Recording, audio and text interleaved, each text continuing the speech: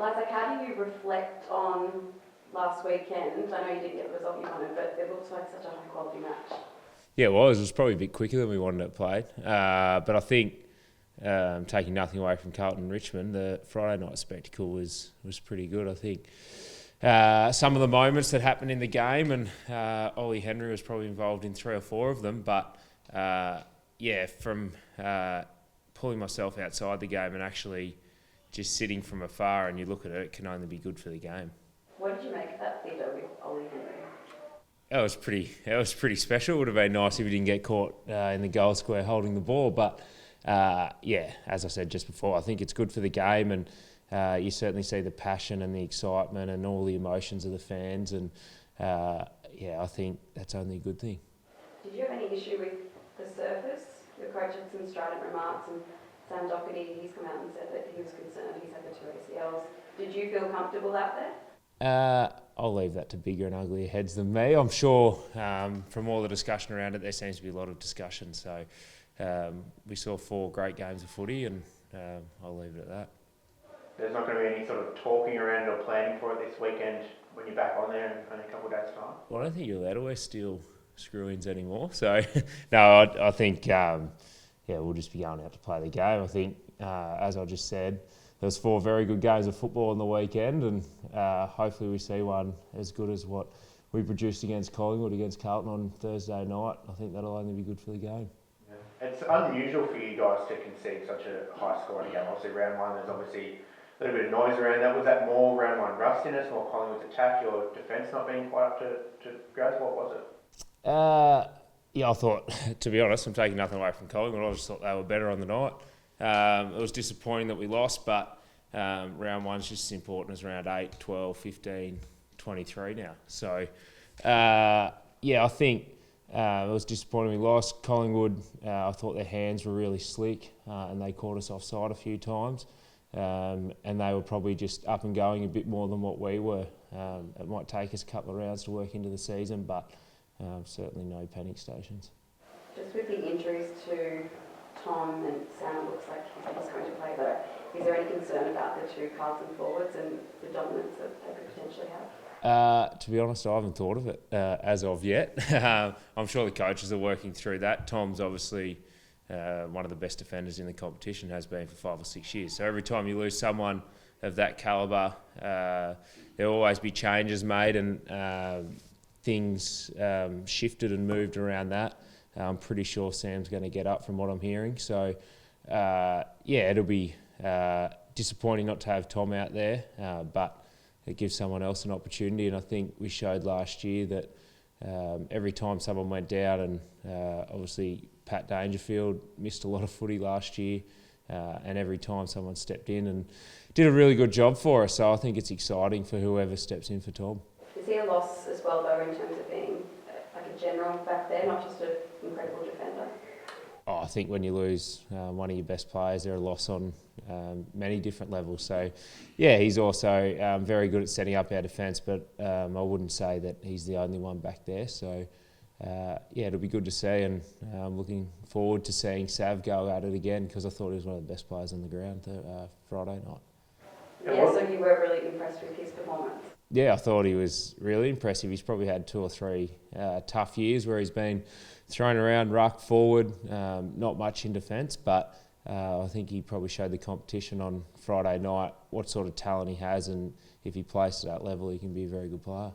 Obviously, going down 0-2 to start a year is a hole to get out of. Does it concern you that the possibilities? How important is this game to make it a 1-1 ledger? Ideally, after our start, we'd go 1-1, but Carlton will be looking to win as well, because they didn't win on the weekend. So I don't think 0-2's panic stations at all. I think by the time you get to sort of round 8 or 9, you want to be 4-4, 5-4. That's probably the ideal situation. You don't want to be firing all your shots early, but to be able to bank 4 points and put yourself in position to be towards the top of the ladder come the midway of the year, that's where you want to be. So it certainly won't be panic stations if we didn't happen to win on Thursday night, but like every game we play, we want to win, and that'll put us in a better position for the back end of the year. Yeah, you were around that mark last year, and then you sort of took off after that St Kilda game. How much trust do you have that things might not be right at the moment, but you're building to September, aren't you? Yeah, well, we are, and I think that'd be every team's aim. You'd love to be building towards September and trying to play your best football, and I thought we timed it really well last year. And we have had some changes this year. We've got 3 or 4 new players into the side that we're trying to fit them in and seeing how they best play, but how best they'll fit our system as well. There's been a few other shifts in our game, so we're under no illusions that we wouldn't be playing probably our best football early on. But the aim is that we get it up and going as quick as possible and put ourselves into a position to really challenge at the back end of the year.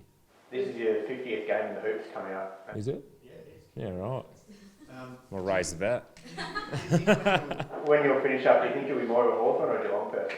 I have no idea. Obviously played 200 games for 200 plus games for Hawthorn and 3 flags. I now have a flag with Geelong. I always said, even before I got a premiership with Geelong, that if you're a premiership player, you should fall into the father-son realm, because once that happens, you're forever connected to an organisation, and I'm lucky that's happened at both clubs. I don't know where my future lies post-playing. I know my daughter, who's 3.5, is an avid Cats fan, but when the Hawks were running around on Sunday, she said, "I don't like Cats anymore, Dad."